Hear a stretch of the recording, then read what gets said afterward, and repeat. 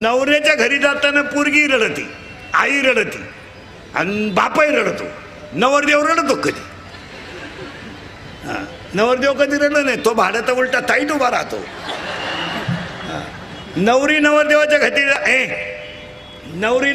घरी जाताना रडत नाही. मग त्या पोरीचा भाव विचारतो तिला, का ग दिदी? मम्मी रडली, पप्पा रडले आणि तूही रडली, पण दाजी का ग रडली नाही? ती पोरगी हसती आणि ती काय म्हणती माहिती का, पप्पा मी फक्त आजच्या दिवस रडणार आहे.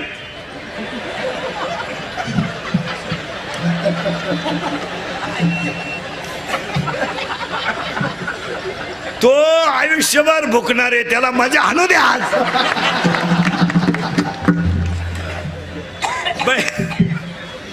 दुसरं वाक्य महिला मंडळ, तुम्ही तुमच्या भावाची मुलगी तुम्हाला सून केली, आधार व्हावा म्हणून का निराधार व्हावा म्हणून? आधार.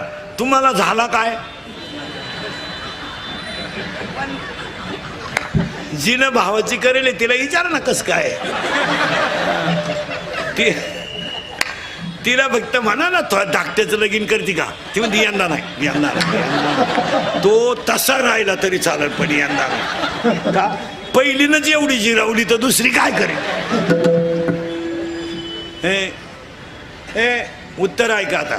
आता महिला म्हणलं एक वाक्य ऐकायचं. ऐकाल? महाराज म्हणून नाही, पाया पडतो तुमच्या. आज तुम्हाला जास्त बोलणार आहे मी, चालेल ना? आज जागतिक दिन आहे. महाराज म्हणून नाही, पण तुमचा मुलगा म्हणून एक वाक्य ऐका. तुम्ही परमार्थ करा नका करू, हा ज्याचा त्याचा प्रयत्न आहे. फक्त तुमचा मुलगा म्हणून एक पायाला हात लावून तुमचं एक वाक्य सांगतो. आजच्या दिवशी आयुष्यभर तुम्ही कशा वागा, फक्त ईश्वरासारख्या सासू सासऱ्यांना घरात मरेपर्यंत माणसासारखी वागणूक द्या. बस, हीच जागतिक दिन. मी म्हणणार नाही ना मी तुमच्या मुलासारखा आहे. मी कसं म्हणेल तुम्ही त्यांची लई ठेप ठेवा? नाही, मी म्हणणार नाही तुम्ही त्यांना चांगलं दूध द्या. मी म्हणेल तुमच्या मुलाचं उरलेलं दूध त्यांना द्या.